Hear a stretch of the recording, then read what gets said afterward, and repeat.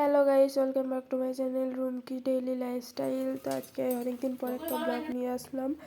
তো ব্লগটা হচ্ছে আমি কীভাবে মোমো তৈরি করি বাড়িতে, সেটাই তোমাদের সাথে শেয়ার করবো। তো চলো। তো আমার গলার অবস্থাটা খুবই খারাপ, কারণ প্রচুর ঠান্ডা লেগেছে। তো এখানে আমি ময়দা নিয়ে নিয়েছি আর 1 চামচ তেল আর লবণ নিয়ে নিয়েছি। এটাকে ভালো করে মিক্স করে নিয়েছি। এরপর অল্প জল দিয়ে আমি একটা ডো বানিয়ে নিয়েছি। সেই ডোটাকে আমি 10 মিনিট রেখে দিয়েছি। আর আজকে আমি বাড়িতে চলেছি ভেজ মোমো বানানোর জন্য আমি সব কিছু সবজি কেটে নিয়েছি, যেমন বাঁধাকপি, বিট, গাজর, লঙ্কা, আর অনেক কিছু সবজি ছিল, সেগুলো দিয়েই আমি করবো আজকে মোমোটা। তো আমার ভেজ মোমোটা খুব সুন্দর লাগে। তো আমি যেভাবে করি সেটা তোমাদের সাথে শেয়ার করছি। তো চলো, এই যে আমি বাঁধাকপিটাকে ভেজে নিয়েছি। ভেজে নেওয়ার পর এর মধ্যে বিট, গাজর আর আমি দিয়েছিলাম আলু।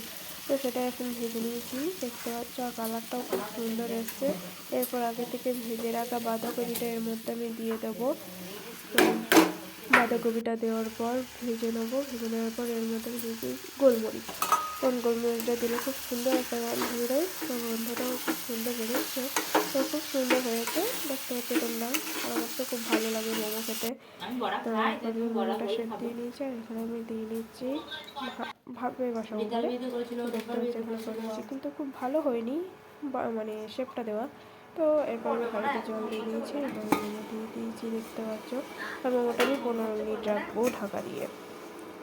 তো এই মোমো হয়ে গেছে। তো এইটুকু, আর কেমন লাগলো কমেন্ট করবেন।